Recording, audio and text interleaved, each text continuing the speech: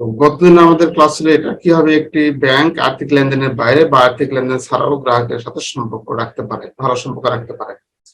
তো এটা আমাদের গতদিনের ক্লাস ছিল। আমরা আজকে এখান থেকে দেখবো what is complain management in a bank. একটি ব্যাংকে কমপ্লেইন ম্যানেজমেন্ট কি, অভিযোগ ব্যবস্থাপনা কি। তো আমাদের প্রত্যেক ব্রাঞ্চে, আমরা যারা ব্যাংকের আছে প্রত্যেক ব্রাঞ্চে কিন্তু একটি কমপ্লেইন বক্স থাকে, তাই না? এই সেই কমপ্লেইন বক্স নিয়ে আলোচনা হবে। বক্স বলতে এই কমপ্লেইন বক্স যারা আসলে এই বক্সের পরিচালনার দায়িত্ব দেওয়া থাকে সেই বিষয় নিয়ে এখানে আলোচনা করবো আমরা। একটি ব্যাংকের অভিযোগ ব্যবস্থাপনা কি?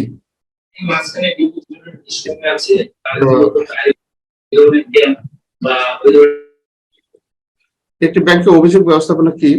একটি ব্যাংকের অভিযোগ ব্যবস্থাপনা বলতে গ্রাহকের অভিযোগ এবং প্রতিক্রিয়া একটি ব্যক্তিগত, পদ্ধতিগত এবং দক্ষ পদ্ধতিতে পরিচালনা করার প্রক্রিয়াকে বোঝায়। তো অভিযোগ ব্যবস্থাপনা হলো যে গ্রাহকের অভিযোগ এবং প্রতিক্রিয়া একটি পদ্ধতিগত ও দক্ষ পদ্ধতিতে পরিচালনা করার প্রক্রিয়াকে বোঝায়। অভিযোগ ব্যবস্থাপনার মধ্যে গ্রাহকের সন্তুষ্টি, উন্নতি এবং ভবিষ্যৎ অভিযোগের প্রতিরোধের লক্ষ্যে গ্রাহকের অভিযোগগুলি চিহ্নিত করা, রেকর্ড করা, তদন্ত করা, সমাধান করা এবং সময় মতো এবং কার্যকর পদ্ধতিতে প্রতিক্রিয়া জানানো জড়িত। অভিযোগ ব্যবস্থাপনাটা হলো যে একজন গ্রাহকের অভিযোগ ও প্রতিক্রিয়ার পদ্ধতিগত দক্ষ পদ্ধতিতে পরিচালনা করার একটি প্রক্রিয়া। তো এই অভিযোগ ব্যবস্থাপনার মধ্যে কি থাকে? গ্রাহকের সন্তুষ্টি, উন্নতি এবং ভবিষ্যতে অভিযোগ প্রতিরোধের লক্ষ্যে গ্রাহকের অভিযোগগুলো চিহ্নিত করা। অভিযোগ যে ব্যবস্থাপনা, এই অভিযোগ ব্যবস্থাপনা বলতে এই না যে আপনাকে আমাকে কোনো কাস্টমার হচ্ছে কমপ্লেন করলো, আমি ব্যাংকের এমপ্লয়ি, বা আমার কোনো কারণে হোক গ্রাহক অসন্তুষ্ট হয়ে সেখানে অভিযোগ করেছে, এই জন্য তারা আমাকে যে শাস্তি দিবে এইরকম কোনো বিষয় না। যেটা আমরা ভয় পেয়ে থাকি যে হয়তো আমরা উচ্চ ম্যানেজমেন্ট হয়তো আমাদের শাস্তি দিয়ে থাকবে, এইরকম কোনো বিষয় না। তবে আপনার অসঙ্গতি আচরণের জন্য যদি হয় তাহলে সেটা কথা আলাদা। কিন্তু এখানে অভিযোগ ব্যবস্থাপনার কাজটাই হচ্ছে যে গ্রাহক কি কারণে অসন্তুষ্টি আমাদের উপর, সেই ব্যবস্থার উপর নজর দেওয়া এবং ভবিষ্যতে গ্রাহক তাদের প্রতিক্রিয়া জানাবে, অভিযোগ বক্সে তাদের প্রতিক্রিয়া জানাতে পারে। যেমন ব্যাংকে কিন্তু ওই কাস্টমার সন্তুষ্টি আপনি বিশেষ করে এটা মোবাইল অপারেটর ইয়াকে হয়ে থাকে। ব্যাংকে এখন কোনো ব্যাংকে এসেছে যে আপনি সিমের কোনো সার্ভিসিং বা মোবাইলের কোনো সার্ভিসিং নিতে গেছেন, সিম সংক্রান্ত নেটওয়ার্ক সম্পর্কিত কোনো সার্ভিসিং নিতে গেছেন, তো আপনাকে বলতেছে যে স্যার আমাদের ইয়ে পেয়ে আপনি কি খুশি কিনা, খুশি হলে আপনি 1 চাপুন বা 2 চাপুন বা এরকম বলেন। তাহলে এটা বলা মানে এটা আপনি আপনার প্রতিক্রিয়াটা ব্যক্ত করছেন। ঠিক আমাদের ব্যাংকেও এরকম কোন ব্যাংকে, এটা বাংলাদেশ ব্যাংক মনে হয় সম্প্রতি মনে হয় দিয়েছে, যে যেটা দেখলাম আমি, মানে লাস্ট যে ব্যাংক ছেড়ে আসলাম, ব্যাংক ছেড়ে আসার আগ মুহূর্তে আমি যেটা দেখলাম যে একটা এরকম গ্রাহক সন্তুষ্টির একটা ফর্ম, গ্রাহক সন্তুষ্টি কিনা এরকম একটা ফর্ম আমাদের রাখতে হচ্ছে, কাউন্টারে রাখতে হচ্ছে, প্লাস আমরা যারা জীবিতে কাজ করছি সেখানে প্রত্যেক ডেস্কে রাখতে হচ্ছে। গ্রাহক সেবা পেয়ে তারা কি খুশি কিনা তারা নিজেরা পূরণ করে একটা আমাদের ওই যে বক্স আছে, বক্সের মধ্যে ফালাতে হবে। তো সেই বিষয়টা এখানে যে গ্রাহকের যে প্রতিক্রিয়াগুলো, সে প্রতিক্রিয়াগুলো ব্যক্ত করবে। এই প্রতিক্রিয়াগুলো ব্যক্ত করতে গিয়ে ব্যাংকের কোনো গ্রাহক কেমন সন্তুষ্টি কিনা বা ব্যাংকের আরো কি উন্নত করতে হবে না, গ্রাহক যে মনের ভাষা যেটা লেখছে সেই অনুযায়ী তারা সেই লক্ষ্যে তারা এই অভিযোগ ব্যবস্থাপনার মধ্যে যারা ইনক্লুড থাকবে তারা কাজ করবে। তো অভিযোগ ব্যবস্থাপনাটা তাহলে কি বুঝাচ্ছি আমরা? অভিযোগ ব্যবস্থাপনা হলো যে গ্রাহকের সন্তুষ্টি এবং ভবিষ্যতে অভিযোগ প্রতিরোধের লক্ষ্যে গ্রাহকের অভিযোগ সন্তুষ্টি এবং ভবিষ্যতে প্রতিরোধ লক্ষ্যে গ্রাহকের অভিযোগগুলো চিহ্নিত করা, রেকর্ড করা, তদন্ত করা, সমাধান করা, সময় মতো কার্যকর পদ্ধতিতে প্রতিক্রিয়া জানানো। এগুলো সবগুলো হচ্ছে আমাদের অভিযোগ ব্যবস্থাপনার মধ্যে অন্তর্ভুক্ত। তো এখানে অভিযোগ কার্যকর অভিযোগ ব্যবস্থাপনা বেশ কয়েকটি মূল পদক্ষেপ জড়িত, যার মধ্যে আছে এক, অভিযোগ স্বীকার করা এবং এটি একটি কেন্দ্রীয় ডাটাবেস সিস্টেমে রেকর্ড করা। দুই, মূল কারণ নির্ধারণ এবং প্রাসঙ্গিক তথ্য সংগ্রহ করার জন্য অভিযোগের তদন্ত করা। তিন, প্রতিষ্ঠিত নীতি এবং পদ্ধতি অনুযায়ী অভিযোগের সমাধান সময় মতো সন্তোষজনক ভাবে করা। চার, গ্রাহকের রেজুলেশনের সাথে যোগাযোগ করা এবং ফলাফলের সাথে তাদের সন্তুষ্টি নিশ্চিত করা। আমাদের এখানে কার্যকর অভিযোগ ব্যবস্থাপনার বিষয়টি মূল পদক্ষেপ এখানে দেওয়া আছে। তো এই অভিযোগ ব্যবস্থাপনাটা আমরা সংজ্ঞাটা অবশ্যই আমাদের ভালো মতো মনে রাখতে হবে বা একটু জানতে হবে। আমাদের জানলে আমরা লিখতে পারবো, এগুলা টিকাতে আসার সম্ভাবনা খুব বেশি।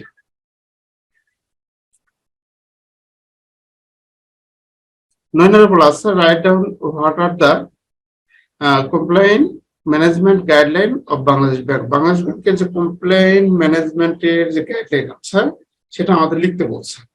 তো সে গাইডলাইন বা নির্দেশিকা কি, এটা হুবহু আমাদের বাংলাদেশ ব্যাংকের যে গাইডলাইন দেওয়া আছে সে হুবহু এখানে তুলে ধরা আছে।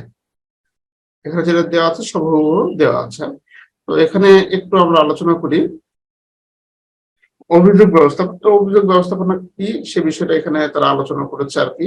আমানতকারী এবং অন্যান্য গ্রাহকদের স্বার্থ রক্ষা করার আর্থিক ব্যবস্থা একটি মৌলিক প্রয়োজন। ব্যাংক গ্রাহক সম্পর্ক ব্যাহত হয় এবং গ্রাহকের স্বার্থ উপেক্ষিত হলে অভিযোগ উত্থাপিত হয়। তার অভিযোগ কিভাবে উত্থাপিত হচ্ছে, ব্যাংক এবং গ্রাহকের সম্পর্ক ব্যাহত হয় এবং গ্রাহকের স্বার্থ উপেক্ষিত হলে অভিযোগ উত্থাপিত হয়। অমীমাংসিত অভিযোগ গ্রাহকদের বা ব্যাংক বা আইএফ গুলির ক্ষতির কারণ হতে পারে। মিডিয়ার মাধ্যমে অভিযোগ প্রকাশের জনসাধারণের চোখে ব্যাংক এফআই এর সুনামকে ক্ষতিগ্রস্ত করতে পারে এবং সঠিক পদ্ধতির সাথে অভিযোগগুলি দ্রুত পরিচালনা না করলে আর্থিক ব্যবস্থার প্রতি জনগণের আস্থা নষ্ট হতে পারে। তাই ব্যাংক গ্রাহকদের স্বার্থ রক্ষার পাশাপাশি ব্যাংকিং সেক্টরের প্রতি জনগণের আস্থা বাড়ানোর লক্ষ্যে ব্যাংক এফআই গুলি অবশ্যই একটি কার্যকর অভিযোগ ব্যবস্থা থাকতে হবে, যাদের এটা অভিযোগ ব্যবস্থাপনা কি, অভিযোগ ব্যবস্থাপনা না হলে মানে এটা যদি আমরা সঠিকভাবে না করি তাহলে কি হবে, যদি এটা আমাদের একটা ব্যাংকের যে বাক্স থাকবে সে বাক্সের মাধ্যমে যদি করি, অথবা কাস্টমার যদি সেখানে তার অভিযোগ সে বাক্সের মধ্যে না ফেলে যদি মিডিয়ার সামনে প্রকাশ করে, তাহলে ব্যাংকে কি হতে পারে, সুনামের ক্ষতি হতে পারে, বা এই ধরনের কথাগুলো এখানে বলা আছে। এখন এই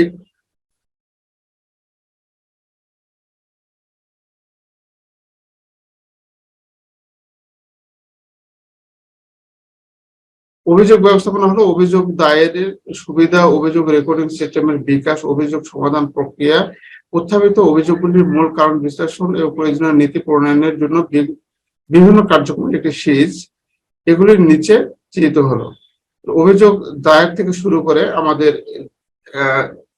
যে অভিযোগ সংক্রান্ত আমাদের এই অভিযোগ দায়ের পদ্ধতি, অভিযোগ রেকর্ডিং কি কি আছে, এই সবগুলো মিলেই হচ্ছে অভিযোগ যে ম্যানেজমেন্ট, এখানে যে অভিযোগ ব্যবস্থাপনা, সেই অভিযোগ ব্যবস্থাপনা সবকিছু মিলে আমাদের অভিযোগ ব্যবস্থাপনা। একটার মধ্যে হচ্ছে অভিযোগ দায়ের পদ্ধতি, কিভাবে অভিযোগ দায়ের করতে হবে, অভিযোগ রেকর্ডিং, এখানে দায়ের পদ্ধতির মধ্যে এখানে অনেক কিছু দেওয়া আছে, একটু করে নেবেন, সহজে আছে।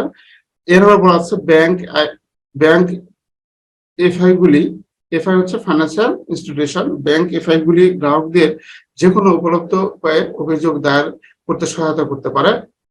তাহলে গ্রাহক ব্যাংক বা ফাইন্যান্সিয়াল যে ইনস্টিটিউট গুলো আছে সেগুলো গ্রাহকদের যে বিভিন্ন অভিযোগ, সে বিভিন্ন অভিযোগ দায়ের করতে সহযোগিতা করতে পারে।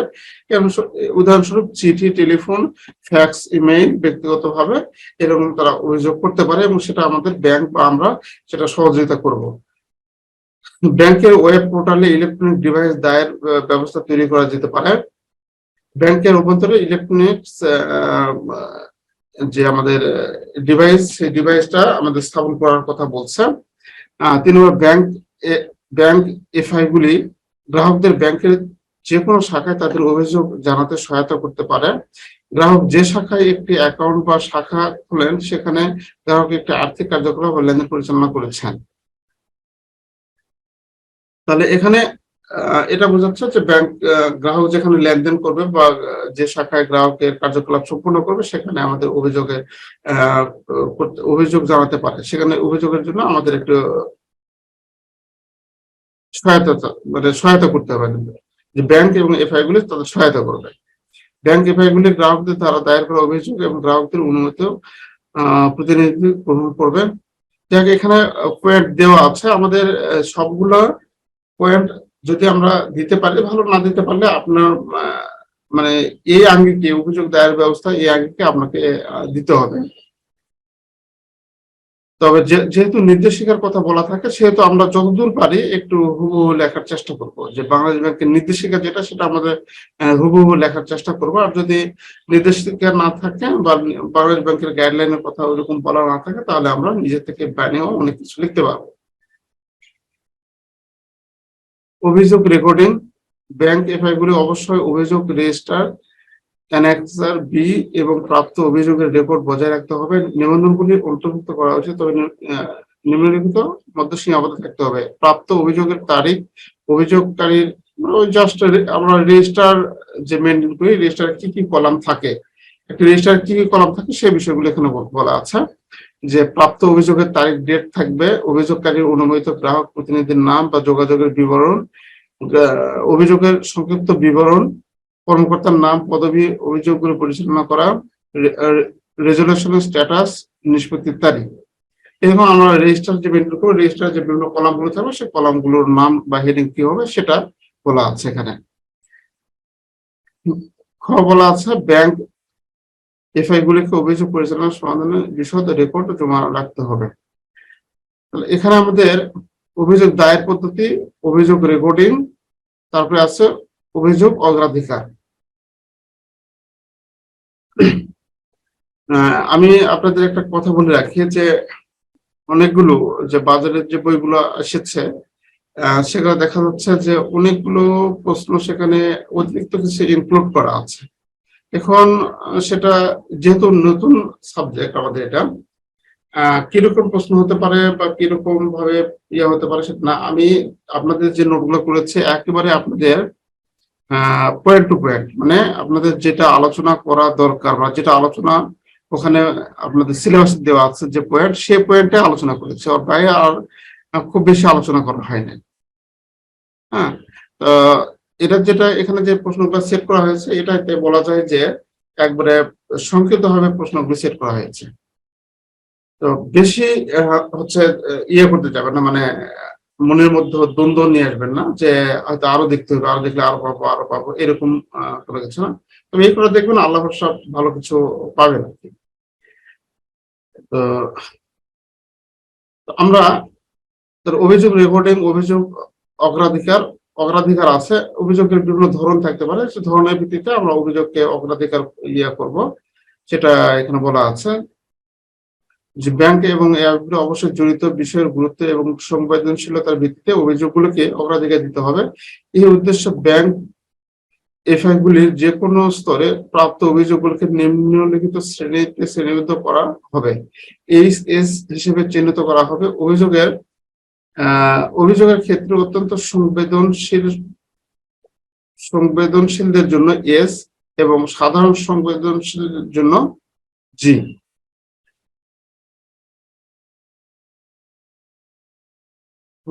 অগ্রাধিকার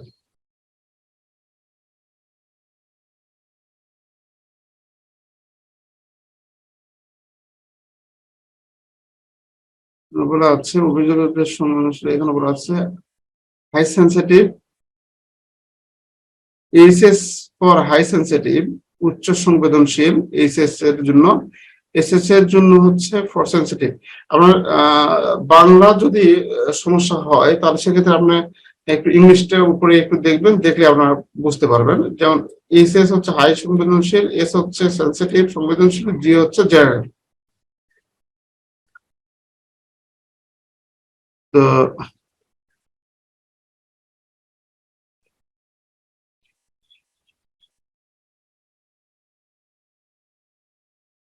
এটা হচ্ছে পড়েছে, এটা উচ্চ সংবেদনশীল, অত্যন্ত না, অত্যন্ত অত্যন্ত এইচএস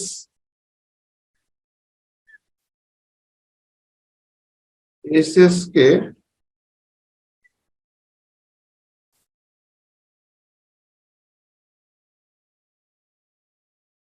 অত্যন্ত সংবেদনশীল বা হাই হাই বা অত্যন্ত বা উচ্চ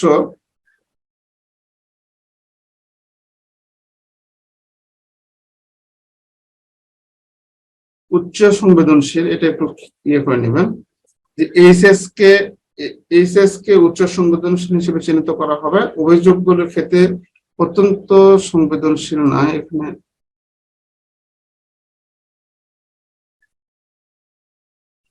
সংবেদনশীলদের জন্য এস এবং সাধারণ সংবেদনশীলদের জন্য জি। আমরা জি ক্যাটাগরিতে ভাগ করব, তিনটা ক্যাটাগরিতে আমরা ভাগ করবো। একটা হচ্ছে এইচএস হাই বা উচ্চ সংবেদনশীলদের জন্য আমরা এইচএস, এস হচ্ছে শুধু সংবেদনশীল আর জি হচ্ছে সাধারণ সংবেদনশীল। মানে অভিযোগের যে ধরনগুলো, সেই অভিযোগের ধরনগুলোকে তিনটি ভাগে আমরা ভাগ করবো। অভিযোগ সমাধান প্রক্রিয়া, অভিযোগ সমাধান প্রক্রিয়া মানে এখানে তাহলে আমরা কি পাইলাম? তিনটা পয়েন্ট। একটা হচ্ছে অভিযোগ দায়ের পদ্ধতি, অভিযোগ রেকর্ডিং, অভিযোগ দায়ের কিভাবে করবে একজন গ্রাহক, অভিযোগ দায়ের কিভাবে করবে সেটা এখানে বলা আছে। অভিযোগ রেকর্ডিং করতে আমাদের রেজিস্টারে কি কি কলাম বা কি কি ভাবে লিখতে হবে সেটা এখানে বলা আছে। অভিযোগ অগ্রাধিকার, অভিযোগের তারপর অগ্রাধিকার যে দিব, সব অভিযোগ করলে মানে কোন অভিযোগটা আমরা আগে গ্রহণ করব বা আমরা নিষ্পত্তি আগে করব সেটা আমরা র্যাঙ্কিং করব। সেই র্যাঙ্কিং এখানে আমরা তিন ভাবে করতে পারি। একটা হচ্ছে হাই সেন্সিটিভ, একটা সেন্সিটিভ, একটা হচ্ছে জেনারেল সাধারণ। আর তারপরে আছে অভিযোগ সমাধান প্রক্রিয়া। এই অভিযোগটা সমাধান কিভাবে করবো সেটা আমরা মানে সর্বশেষ পয়েন্ট হচ্ছে অভিযোগ সমাধান প্রক্রিয়া। অভিযোগ পরিচালনার জন্য একটি প্রাতিষ্ঠানিক খ্যাতি এবং অস্তিত্বের জন্য একটি গুরুত্বপূর্ণ কাজ। ব্যাংক এবং এফআই গুলির বিরুদ্ধে অভিযোগগুলি নিষ্পত্তি করার জন্য ব্যাংক ব্যবস্থাপনা দলকে একটি পদ্ধতিগত পদ্ধতি অনুসরণ করা উচিত। অভিযোগের সমাধান প্রক্রিয়ার জন্য কমপক্ষে নিম্নলিখিত 5টি পর্যায় প্রয়োজন। স্বীকৃতি, অভিযোগ স্ক্রিনিং, সমাধানের জন্য বিভাগীয় পদক্ষেপ, আপিল পর্যালোচনা, প্রতিক্রিয়া এবং বন্ধ। তাহলে আমাদের অভিযোগ সমাধান প্রক্রিয়ার জন্য আমাদের যে 5টি পদক্ষেপ, সেই 5টি পদক্ষেপ এখানে আমাদের দেওয়া আছে। স্বীকৃতি, অভিযোগ স্ক্রিনিং, সমাধানের জন্য বিভাগীয় পদক্ষেপ, আপিল পর্যালোচনা এবং প্রতিক্রিয়া এবং বন্ধ, মানে সেই অভিযোগটা ক্লোজ করতে হবে। এই 5টি পদক্ষেপ জড়িত। এখন এই বিষয়টা যেহেতু ব্যাংকে প্রায় হয়ে থাকে, এই প্রশ্নটা কিন্তু অনেক একটু গুরুত্বপূর্ণ একটি প্রশ্ন। হ্যাঁ, যে ব্যাংকের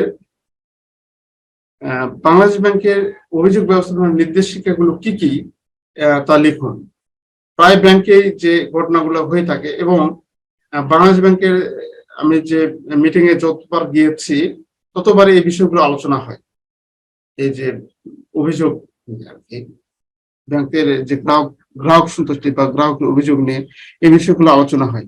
তো আমার কাছে কেন যেন মনে হচ্ছে প্রশ্নটি অনেক অনেক একটা ইম্পর্টেন্ট একটা প্রশ্ন হবে, যে মানে আসার মতো একটি বাংলাদেশ ব্যাংকের যে নির্দেশিকাগুলা বা অভিযোগ ব্যবস্থাপনার যে নির্দেশিকাগুলো কি হতে পারে বা অভিযোগ কমানোর জন্য বা প্রশমনের জন্য কি কি পদক্ষেপ নেওয়া যেতে পারে সেই বিষয়গুলো আলোচনা করব। এই প্রশ্নটি অনেক ইম্পর্টেন্ট একটি প্রশ্ন, আমরা 3 স্টার দিয়ে রাখতে পারেন। তারপরে আমি আপনাদের জন্য একটি সংক্ষিপ্ত প্রশ্ন তৈরি করব। এরপর যে একটা সাজেশন ভিত্তিক একটা প্রত্যেকটা অধ্যায়ের সাজেশন ভিত্তিক আমি একটা দেব আপনাদের, সেটা দেখে দেখে আমরা সামনের যে ক্লাসগুলো সেই ক্লাসগুলো আমরা করব। এখন আমরা বইটা শেষ করে দিচ্ছি কোনো মতেই। তো প্রশ্নটা অনেক ইম্পর্টেন্ট হবে এবং আপনারা 3 স্টার দিয়ে রাখতে পারেন, অনেক ভালো একটা প্রশ্ন।